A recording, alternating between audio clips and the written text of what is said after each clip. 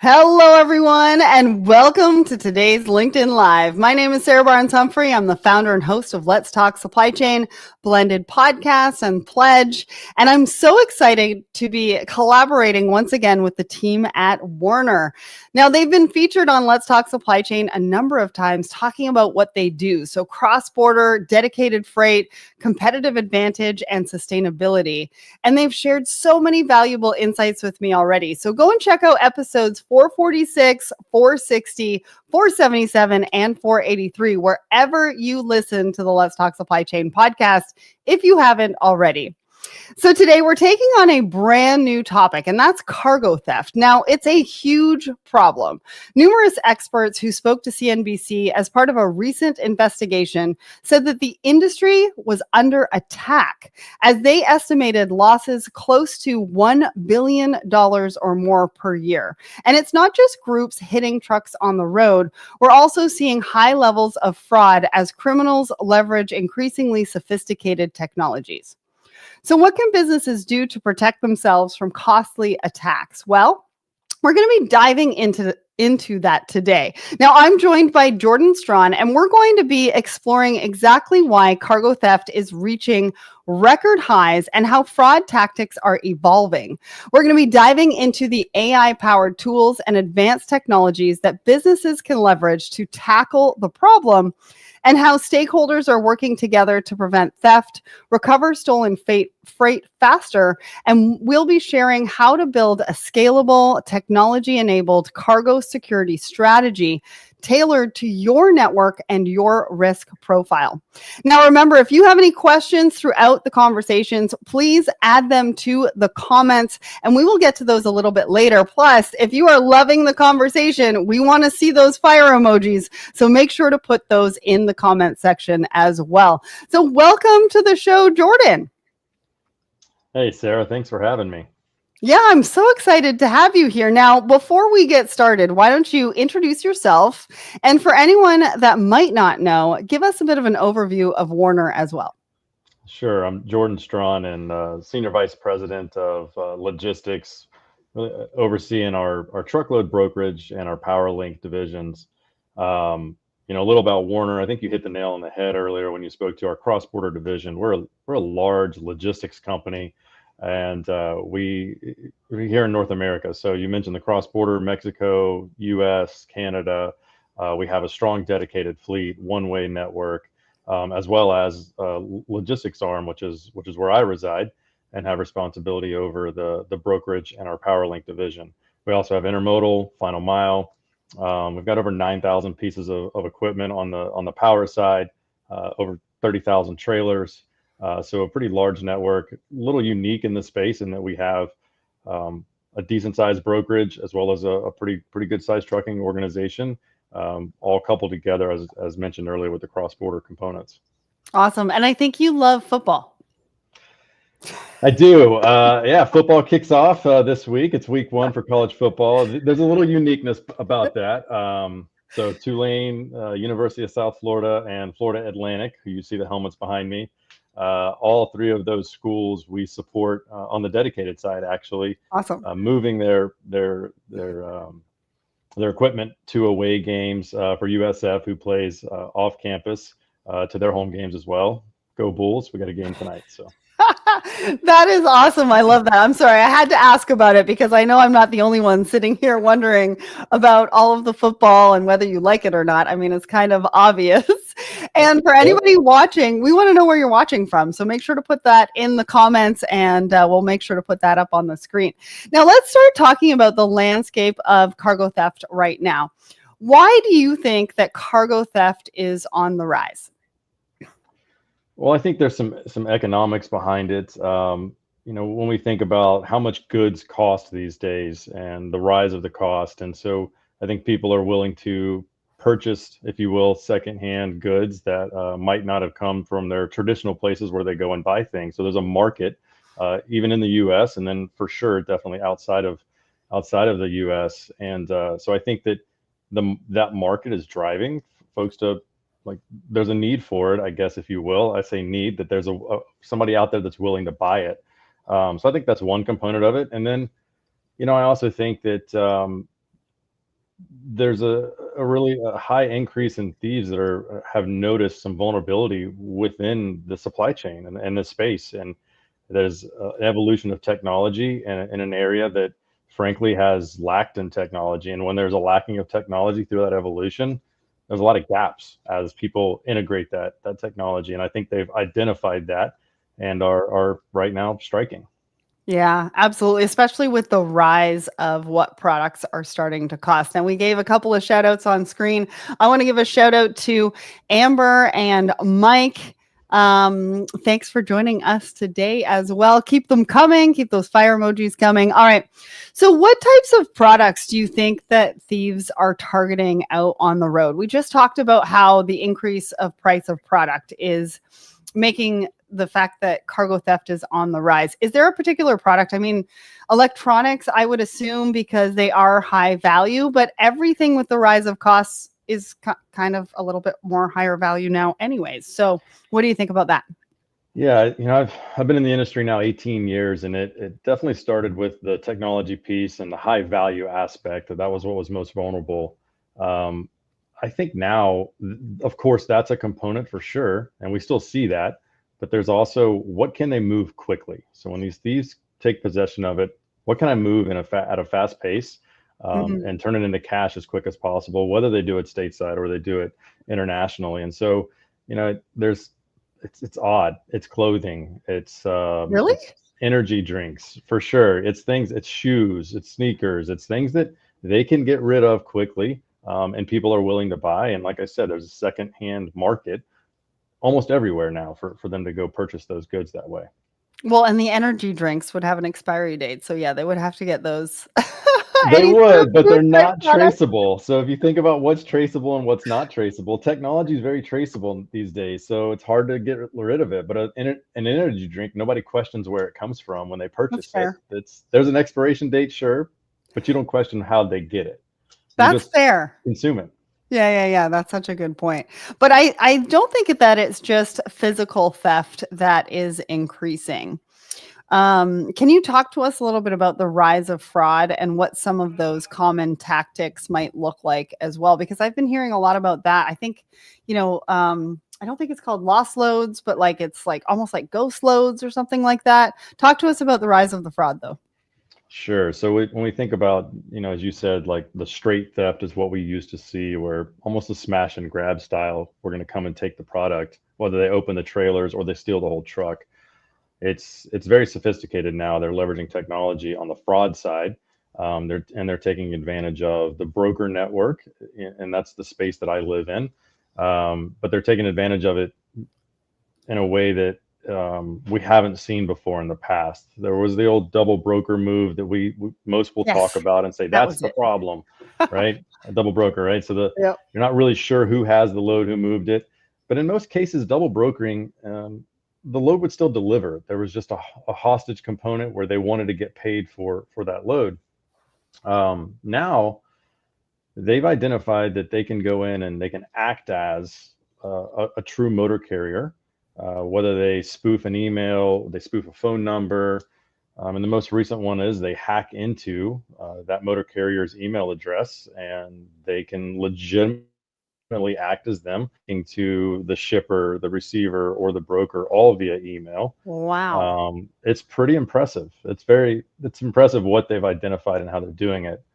The real scary part is it's technology for sure, but it's also understanding all the steps along the way that make it more difficult for us to continue to try to stay out in front of. So that's their most recent one. And if that doesn't make sense, if you think about how a load picks up, there's a communication from the shipper. Sometimes that's the customer of the logistics company or the receiver, but there's a communication with order information.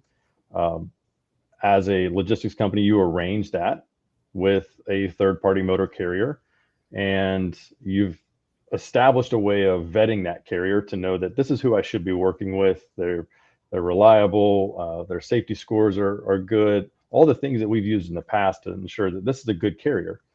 Um, so you wouldn't engage with a bad carrier. Right. Unfortunately, though, when they get in and they've hacked into that carrier's, whether it's a system, their TMS, or their email, now it's really difficult to identify that you're not speaking to the actual carrier. So they take that load information and then go into the shipper with that information, act as that carrier, take the load, and then it's gone. And that's where the ghost, if you will, that load's gone, and now they're taking it somewhere else. Well, and that takes cybersecurity to a whole another level, right? Because we are training our teams on how to look out for an email that might have a fraudulent link. But how do you teach your teams to look out for that happening? Because your teams might actually not know that is actually happening until it's too late. Sure. So the it just continues to get better. And a few years ago, when they realized that they could act as a motor carrier, they would change an email address and they would change an L in the email address of the carrier to just the number 1, and it would look like the correct email address. So our team members would communicate them and not know any differently. So we stepped up our game, and we implemented a process that sits inside of a tech tool that sits inside of our email system and recognizes that email address is not associated with that MC that's registered on the FMCSA or registered with the FMCSA. Right. And so that was our first line of defense, and that worked really well until they were hacking into the legitimate emails. Right. And so now it's the next iteration of how do we protect that pickup data and pickup information. So it just continues to evolve. Absolutely. And we had our first fire emoji. We've got David, who's loving the conversation, and Mitch gave us one as well. And I want to give a shout out over to Amrit on my personal LinkedIn, who's tuning in from Toronto as well. So let's talk about what the losses actually currently look like for businesses. Can you paint us a picture, or is there even an average value per theft, or maybe an average of how many thefts a business might experience? Because again, when we talk about cybersecurity, it's not a matter of if, it's kind of a matter of when now. Right. And it feels like it's the same thing for this as well. So what is this all adding up to for, businesses and your customers?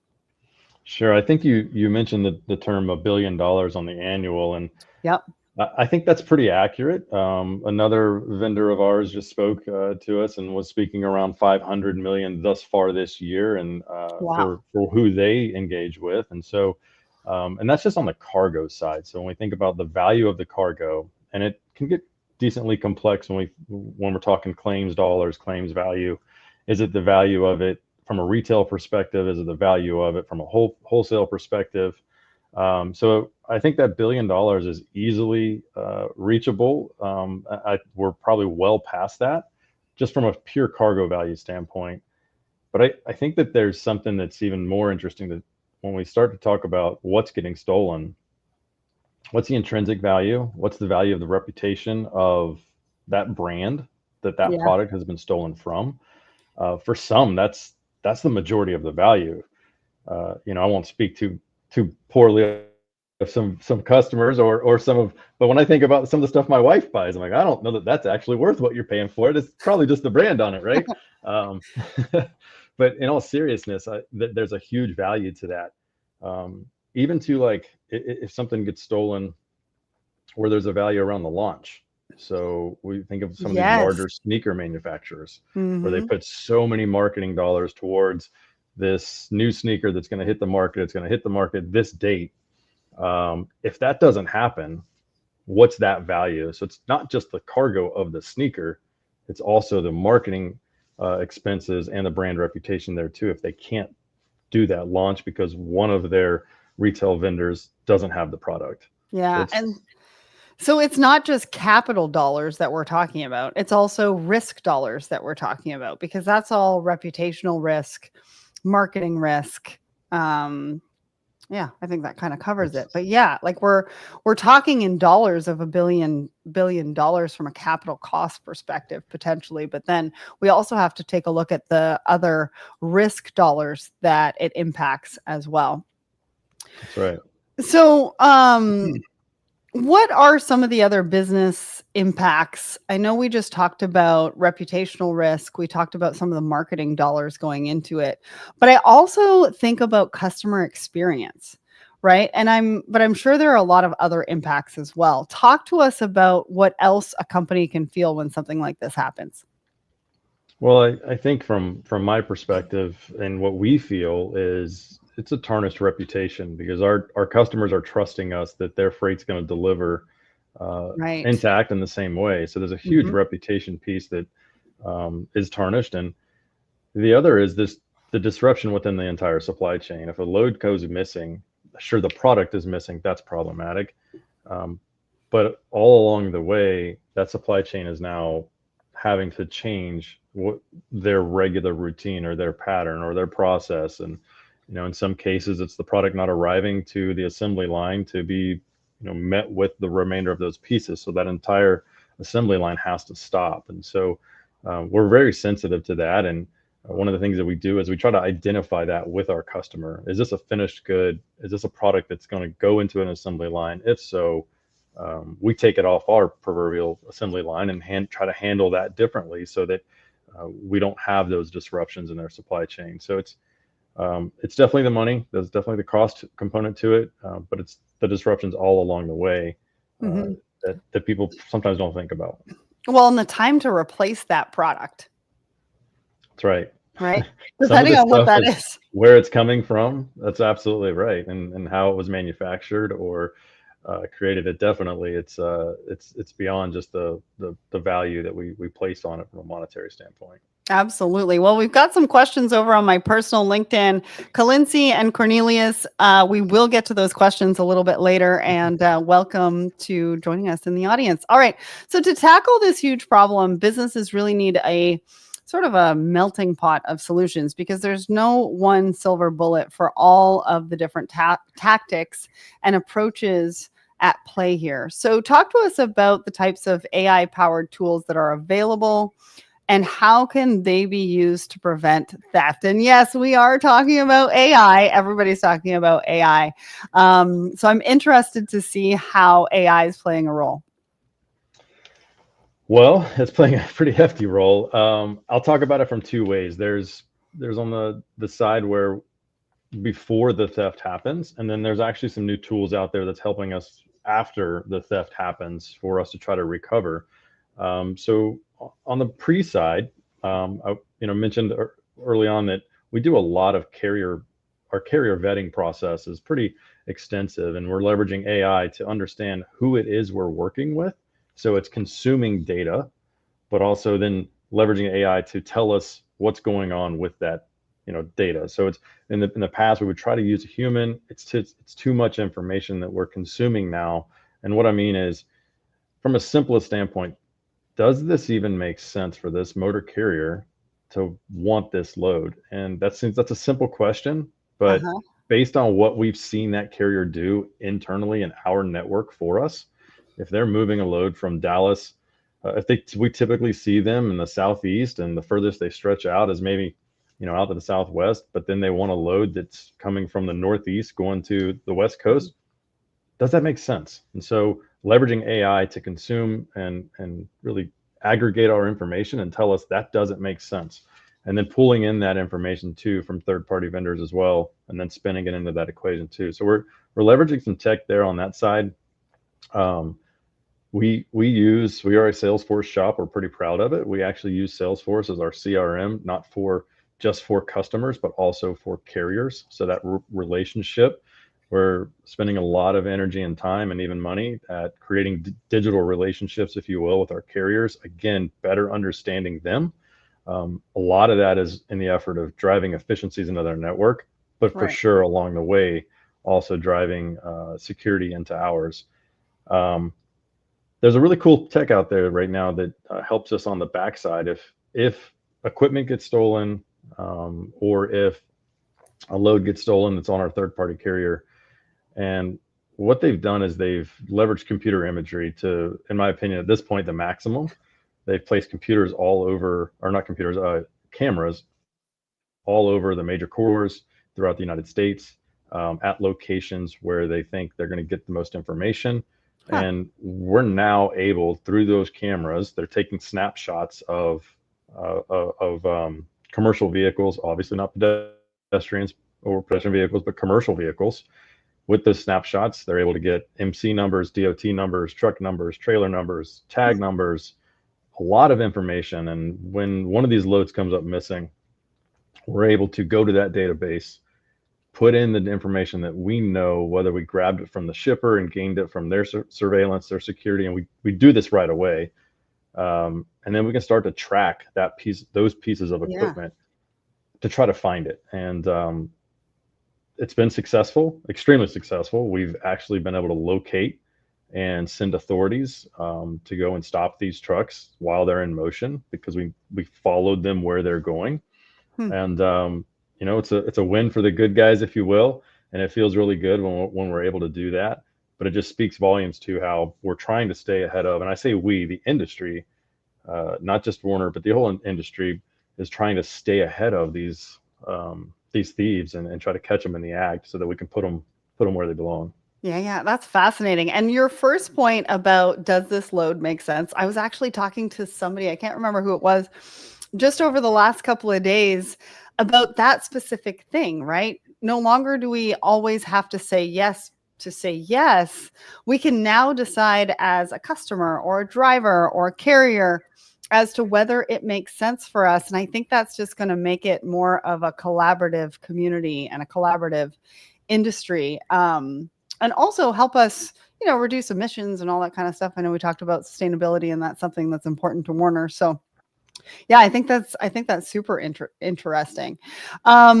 So you talked a little bit about how AI powered tools are working. You talked about some of those cameras. Does technology play any more of a role in tracking, validation, alerts, and other critical areas other than those cameras? Is there anything else around technology that we wanted to mention here? For sure. I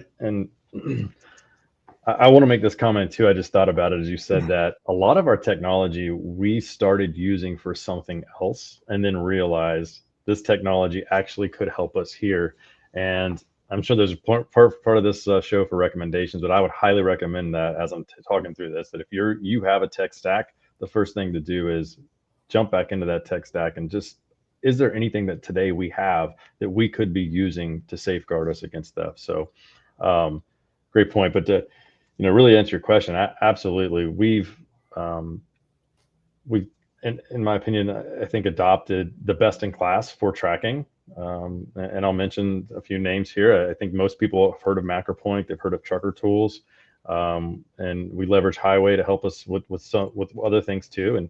But ELD integration is a big one. And what I like about what's happening is that carriers are now more willing to do some of this stuff with us, because, as I mentioned earlier, it's not us, it's all of us working together. In the past, that some of those things we wouldn't have been able to get a carrier, willing to share their information with us. So really leveraging ELD integrations right into our TMS platform to help us track along the way, so that we know exactly where that truck's at, when they got there, all the data that we need to know that truck is moving along the route appropriately. But also using that as well to prevent and safeguard against giving information when we shouldn't. So if the truck is tracking and it's tracking on time in the right location, and that, again, going back to that makes sense, that's when we're going to relinquish pickup information. And we're going to do that again in a way that's safeguarded through multi-factor authenticating that they are who they are too. So, but leveraging that tracking technology, not just a matter of going back to, we used to look at it, are they going to be on time? Now it's, is that who I think I'm working with based on their geographical location, and are they the right truck to give that load to based on where they are in the current place? But also the right people delivering, the cargo as well, and where it's moving, and all sorts of things that we can do. And also, we talked a lot about your technology on an episode of the Let's Talk Supply Chain podcast with your CTO. It was fascinating. So if anybody wants to go and check that out, because there's so many different things that you're doing. Now, AI and advanced technology are really important, but do they need to work alongside people? I mean, I think we know the answer to that, but how should businesses be thinking about educating teams and empowering them with these types of technologies? Yeah, you said that we're going to talk AI today, kind of in that same light that most people think, oh, not AI again. And I think AI gets a pretty bad rap in most cases because folks associated to replacing people's jobs, and that's really not the right way to look at it. I think we need to look at it the same way we looked at the internet when it came across, years ago. For those that remember that. And that's just enhancing. How can we enhance what the people are doing today and help them all along the way? So really understanding your team's process and what they do at the desk level, that's where it all starts. And then again, going back to the tech that you have, leveraging AI to help them call out and catch things that maybe they don't have time to get to, or they don't have the visibility to, but allowing that to enhance what they're doing, I think is the best way I can say it. And it still goes back to, though, your process. I mean, Mhm. like I said, the basic question, does this even make sense? And so when you build your AI into it, that needs to be the question all along the way, is helping it, using the AI to help you answer that question, Mhm. and solve that problem. I would think that a lot of folks when they think of adding AI to their tech stack, it's, wow, this is really cool, this is really shiny, and they lose focus on what the problem is they're actually trying to solve, and they quit listening to their people and their team and understanding their battles every single day. So if you're understanding what their problems are at the desk level and who are actually making it all work, and helping them solve their problem with AI, you're going to be successful. Yeah. Well, and I also think, what do we not like to do? I mean, I kind of like to think That's right about it too. that way. We're looking at processes and Yeah, what everybody's doing on a daily basis, and we all know what we like to do, but we also know what we don't like to do. And so, how can it help me eliminate some of that? absolutely. Now, the transportation industry, no, it's a big network. There are a lot of different stakeholders involved, like you've been mentioning throughout this discussion. Businesses are increasingly growing the number of partners they're working with as part of diversification strategies. And I think that's more around resilience. But that also presents a lot of risk. This is another risk factor that we didn't really mention before for cargo theft, right? Can you talk to us about the risk? Um, and not necessarily knowing exactly who you're working with. Um, yeah, talk to us about that. Sure. So again, I'll answer it from my vantage point and my seat and what I'm responsible for. But when I think of who, I don't know who I'm working for. I guess I'll answer it both ways, actually. I'm going to speak to it from my team first. And are we working with a carrier that we should be working with? And do we know who they are? And I'll go back to that profile, if you will, that we build inside of Salesforce on our CRM, of what that carrier has done for us in the past, what they've told us they like to do.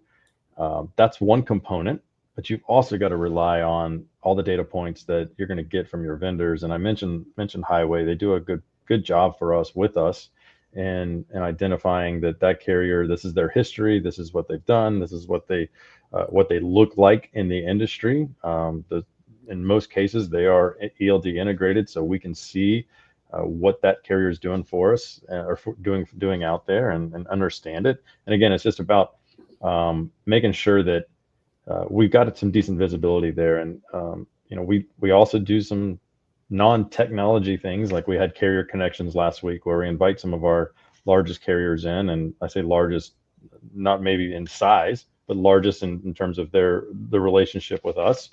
And we collaborate and talk. And again, that's just another step for us to just continue to move forward and better understanding our partners. And then I think, if I were a customer, if I were a shipper, I'd want to understand who is managing my freight. And I would want to have some questions to help better understand how it is they handle that freight and their process. And the good shippers do. The good shippers collaborate as well. There's a lot of them collaborating right now with us on this exact topic, where how can we work together and make sure that uh, if somebody were to come in here and take a load that you didn't give it to, how would we be able to help you identify that? So, I think it's important that the communication has to continue to stay heightened. You have to talk, and you don't, just like this, like right away said we've been vulnerable. We've had loads that have gone missing, but we learn from those things, and so that's why it's important to continue to, like I said, communicate and work together and have the right questions to understand what it is they do and how they do it. Yeah, feedback loop or even collaboration is the future of business. I have it behind me. I've been saying it for years. I think people are probably tired of me saying it, but I'm going to continue to say it because I think it's super important and goes along with exactly what you're saying. We've got some great questions here on my personal LinkedIn. I want to encourage everybody in the audience, if you have a question, now's the time to put it in the comments. As we get through this conversation, we're going to be hitting up those questions in just a little bit, probably about 15 minutes from now. What do you think are the tools that businesses can leverage to help build profiles, validate third-party profiles, and make sure they're in, a good spot? Yeah, sure. I mentioned the first one really, and that's a good carrier qualification vendor. I've been fortunate enough to use quite a few of them. I dropped the one's name quite a few times now already. So I think that's the first step if you're in the logistics space and you're hiring third-party motor carriers that you arrange for to help move. So that's the main, is have that in your tech stack to help you with insights. And there's going back to the communication piece, they're going to tell you what they know based on what other people are feeding them as well. Mm-hmm. And so along those tools, most of them also will validate insurance, they'll validate their authority, and they'll Right. keep you connected. And I think that's critical too. It's one thing to validate it up front, but you've got to stay connected, and you've got to ingest that information every single day so that you know that they're still in good standing. Mm-hmm. So that's one component to it. And then I do recommend whether you use some form of a CRM inside your TMS platform, is trying to build out those profiles of those carriers that you're using. And it goes beyond now how many trucks do they have. Of course, that's important, but where do they like to go? What do they like to do? What and encourage them to your team to have in-depth questions. So I think having a good TMS and CRM that's working together to help you take that information. And then, the last one I'd say that from a safeguarding is some way to make sure that when you're sending out that load information, that you are safe, that who's getting it and who's getting it in their hands to be able to go in there and pick up at your shipper is the right person. And so having a validation tool for that, whether it's multi-factor, some form of multi-factor authentication process, I think is critical as well to make sure that the information gets to where it needs to go safely and secure. Yeah, and you sort of got me thinking about, what does their routine look like? Where are they stopping? Right? Because I think that's really important as well. Um, because there's secure yards and then there's not secure yards. And so what does that driver routine look like? Where are they stopping?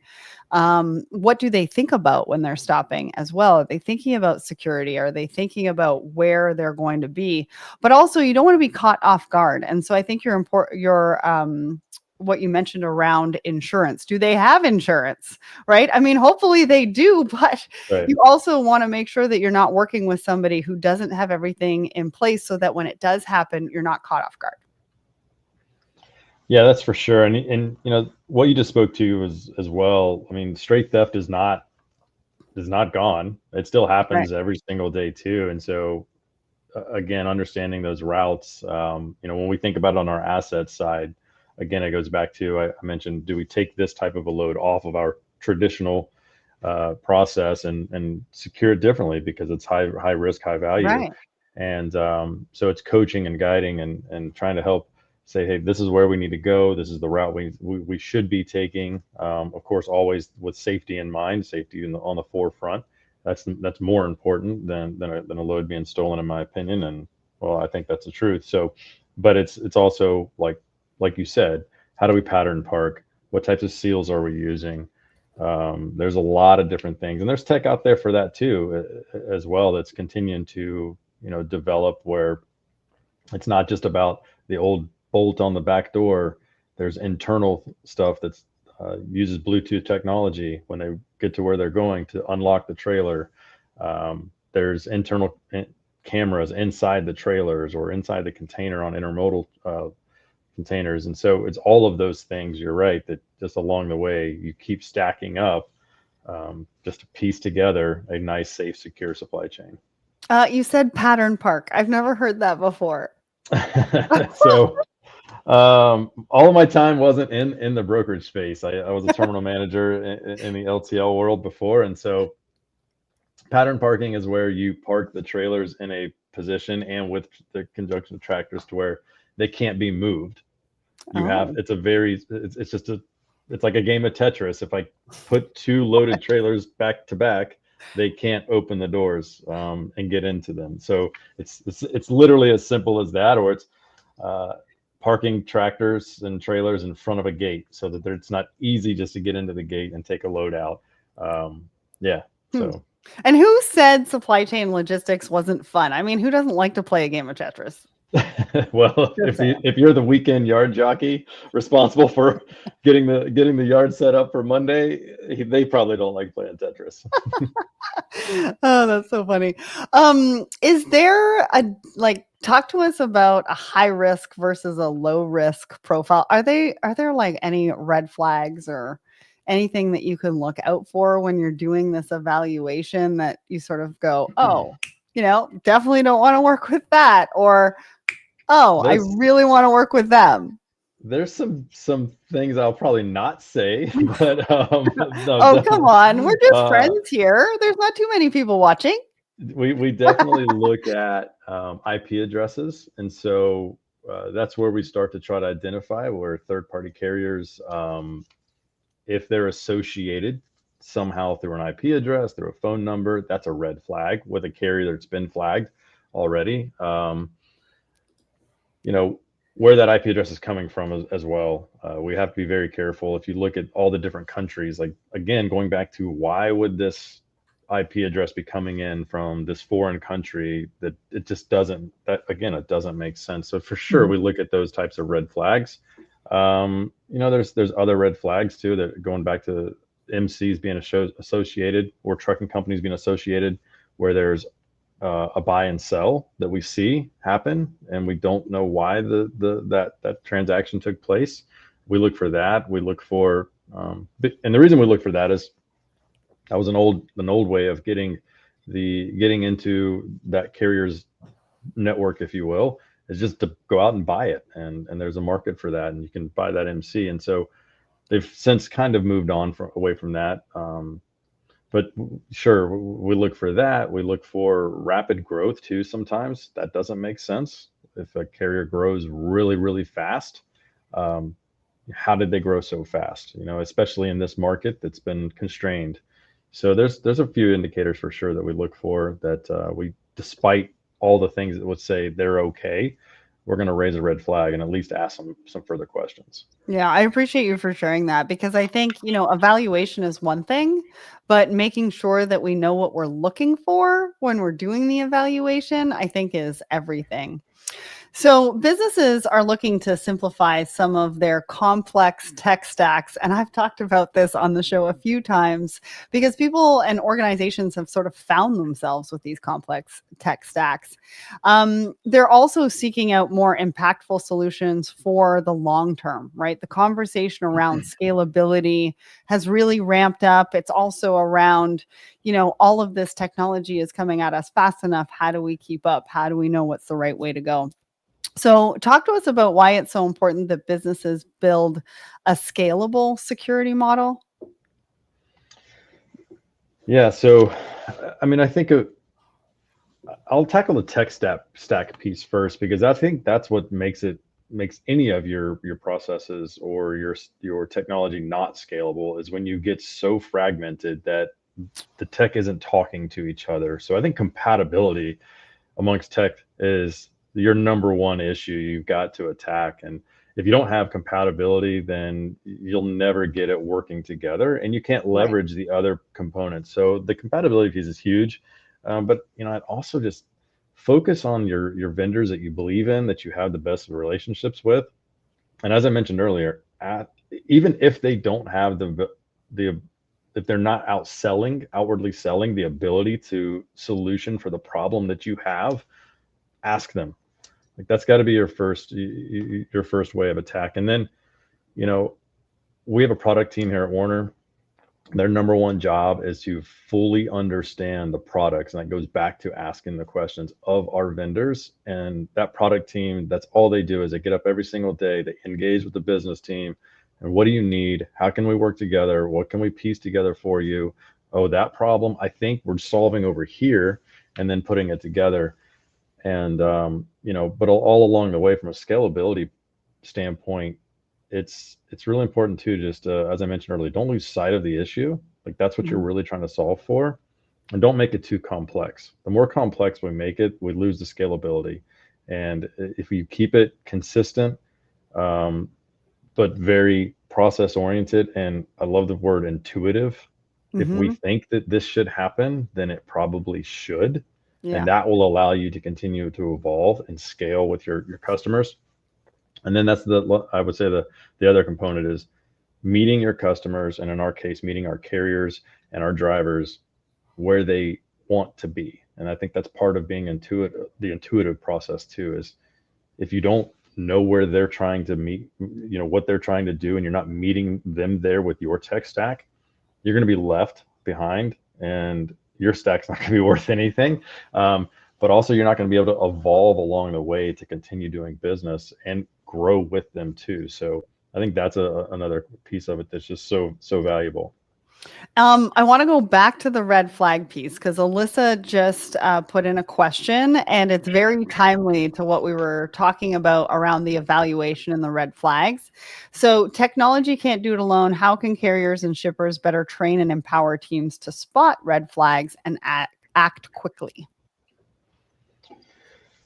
I think it goes back to giving them technology that shows them things that maybe they've never even seen before, but then the training component. So the why is that important? If we see an IP address associated over here with something, why is that important? This guy's telling me everything's fantastic. No, I'm doing this because of that. It's digging into those situations, training your team, and then arming them with the confidence and the conviction to stand their ground and say, no, this is what we're going to do. But I think having that information in one place for them to go find, if I'm thinking about speed and being able to react quickly, that's a key component.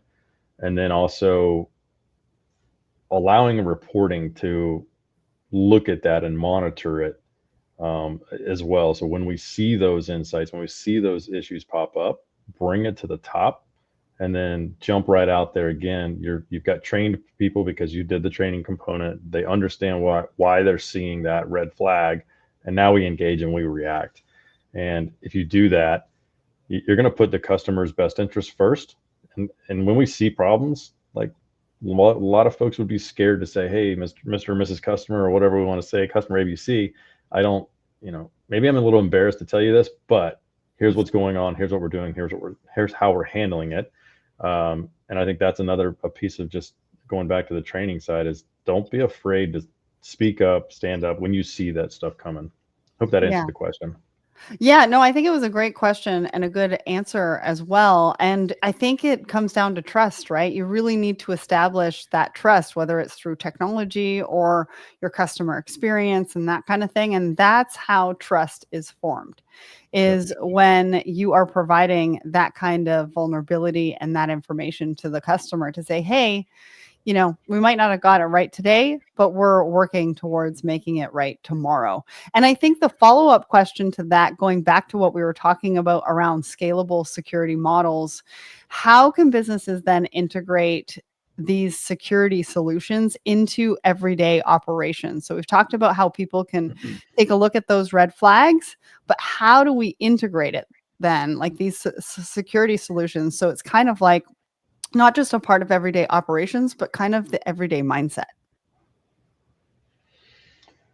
Well, I mean, that goes back to having a solid,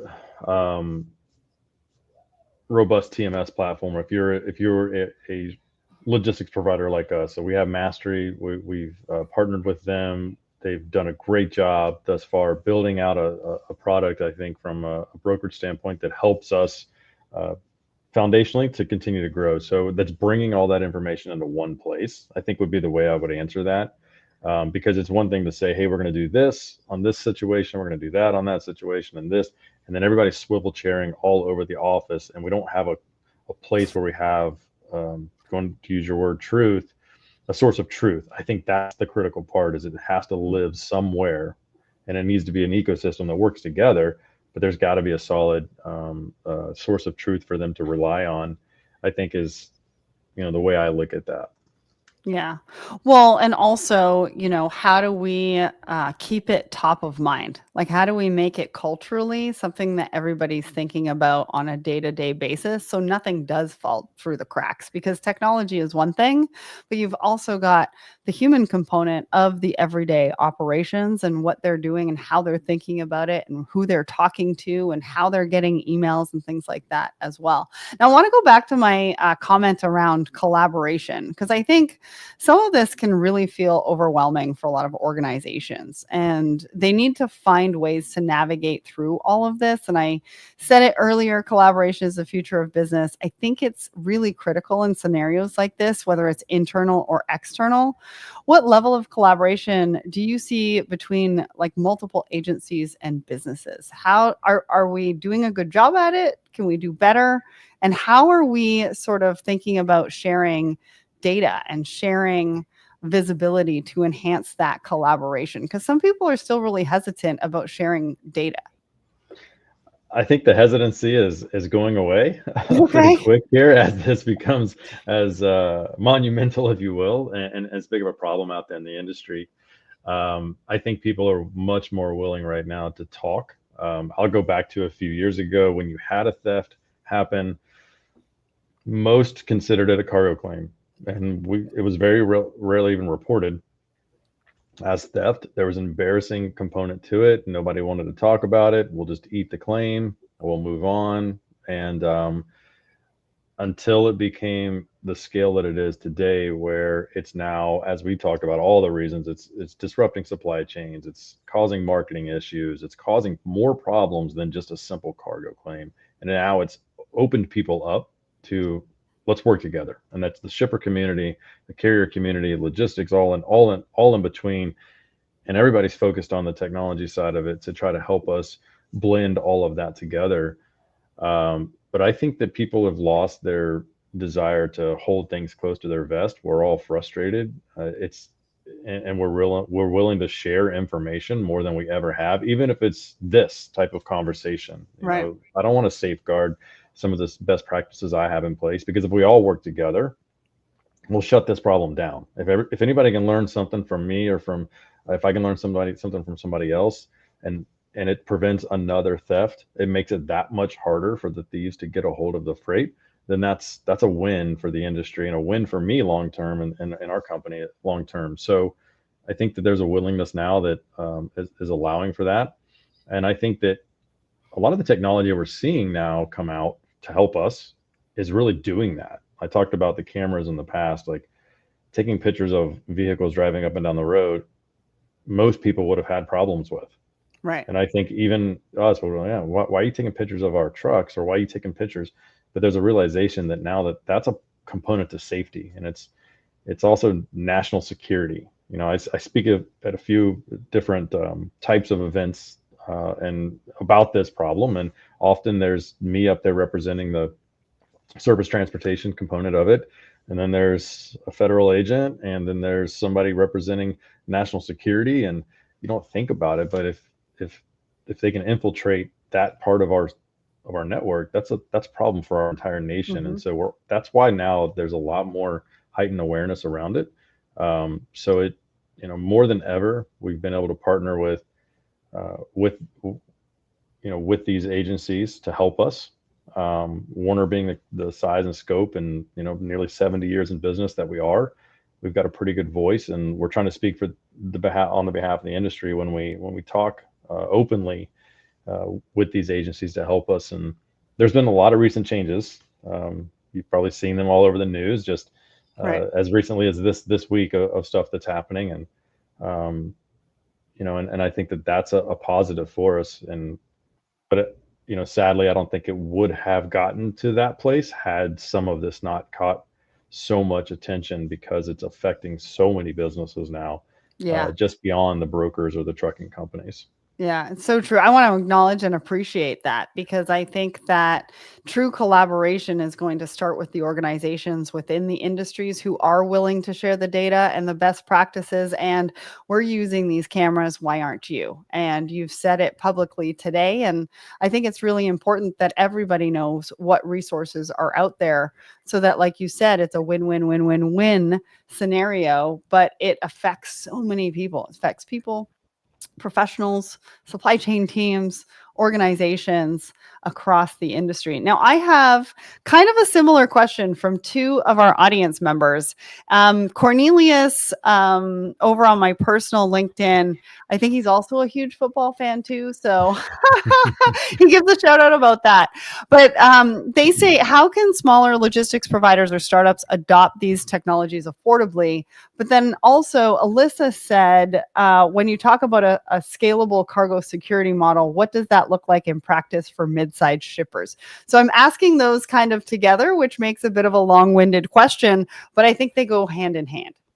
No, I think they do go hand in hand, because sure, Warner, I mentioned we're a decent sized organization, to put it, I guess lightly. And so if I'm a smaller organization, I might say, well, I'm not Warner, I guess is the way I put that. But the reality is we're battling the same exact things that any brokerage or any logistics company out there is battling. And so the first thing I look at is, if I've been vulnerable and if I've had an event, or if I hear of an event, where in my process today do I have a gap? And that could be a process that you just have in your regular, routine of doing business, not technology enabled at all, or could be technology enabled. And a good example is, let's talk about their spoofing phone calls. Oof. There's technology that will capture that. Mm-hmm. I can use technology today that will unmask that phone number that they've been able to mask and replicate, that's registered with the FMCSA, that historically I would think I'm speaking to the carrier based on this phone number sitting on my caller ID. So there's unmasking technology that I can use, or I can kindly put that carrier on hold and then just pick up another phone and call them, call that same number back. So I don't think you have to so heavily always rely on technology when you can afford it. And when I say afford it, when it makes you efficient enough to offset the cost, Right. do it. Absolutely do it. And if it makes you better, do it. Until then, I think it really goes back to, if this were to happen to us, how would we have caught it in our process?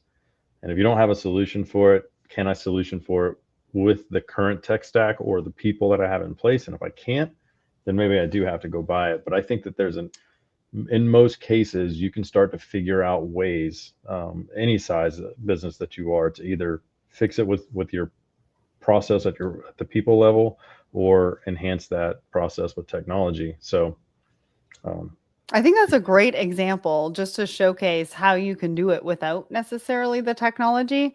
And I think it's the communication and the conversations that we're having within the industry about what's working for you, but then also what can work for me, and talking to people who have been through that, to see what kind of insight like this that they can give you, like Jordan just gave us today. Now, I'm going to go to one more question, because I have another question for you before we go, and I want to finish at the top of the hour. Amber did ask, what are the best tools to utilize to proactively see the red flags? But I'm going to tag you in that afterwards to answer that one, because we've said a few things throughout the show. So I'm going to go to Shane. What measures are customer shippers currently implementing to support fraud prevention? Have they been open to adapting or refining their processes to enhance security? Yeah, great question. So from a great guy as well. So shout out to Shane. Shout out to Shane for that one.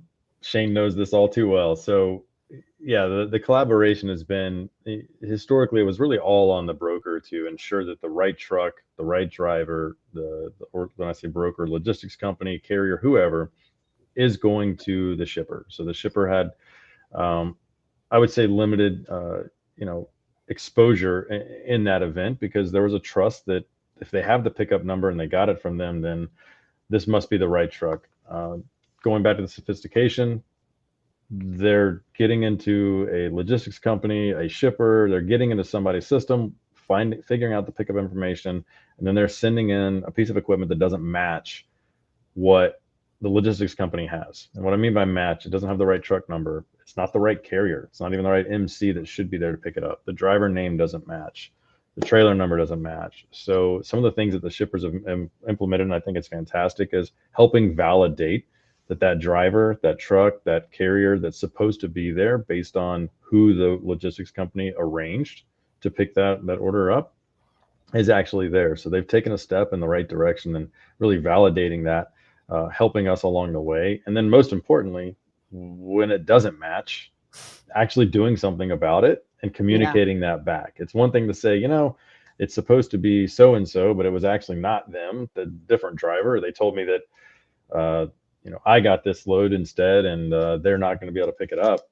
That used to be an acceptable answer back before all of this was at the height that it is today. That's not an acceptable answer anymore. So there needs to be a validation step. And the shipper community that we work with has really stepped up and started to help us with that. And I think, again, that's the communication, collaboration, and everybody working together. And if you think about how simple that is, there's very limited sophistication technology in that. It's just legitimately is truck number 123 from carrier ABC with Jim Smith coming across the line there. That's who is supposed to be there. And so but it is pretty neat to watch that collaboration and see those changes the shippers are helping us with. Awesome. I love that. So one quick question, because I know we've got to wind this down. What's one thing, only one thing, you'd like our listeners to go away thinking about or taking action on from the discussion today? Well, I think anybody listening knows that we got a problem. The one thing I would say is the minute you feel like you've got it all figured out, that's as cliche as it can get, but it's 100% true. When you think you have all the answers, when you think that you're not vulnerable, whether you're a carrier, a broker, or a shipper, you may think my freight nobody wants. Probably somebody's going to want it. Because it's something they can get rid of. If you think you're a broker and you've got all the answers and no, I don't have any stolen loads, you may not know that you have stolen loads. So you might want to go back and check and validate that none of your loads have been stolen. And if they haven't, somebody's going to try. And then on the carrier side, I would say that when I think about in my world, that's kind of the flow is what role do I play in all of this, and how can I help as well? Because at the end of the day, it's going to affect them too in the long run and change the landscape and the way that we all do business. So it's us working together. But I would just say, don't think you're in this alone, and definitely don't think that you're not in this as well. Yeah, I love that. Well, when we talk about the industry being under attack and the types of numbers involved, it really is scary. It's a worrying time for businesses, but they don't need to feel powerless. The insights that you, Jordan, have shared today around AI tools, red flags, collaboration, education are so valuable in helping businesses evaluate their risk and move from a reactive to a proactive approach to tackle that.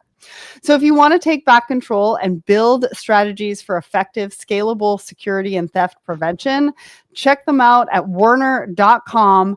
A big thank you to Jordan for sharing all your insights today. And I want to give a shout out to all of you who were listening, watching, commenting, giving us some fire emojis today, because we have loved having you here. And if we didn't get to your question, we're going to be tagging the Werner team and you're going to be hearing from them soon. Jordan, thank you so much for joining me today.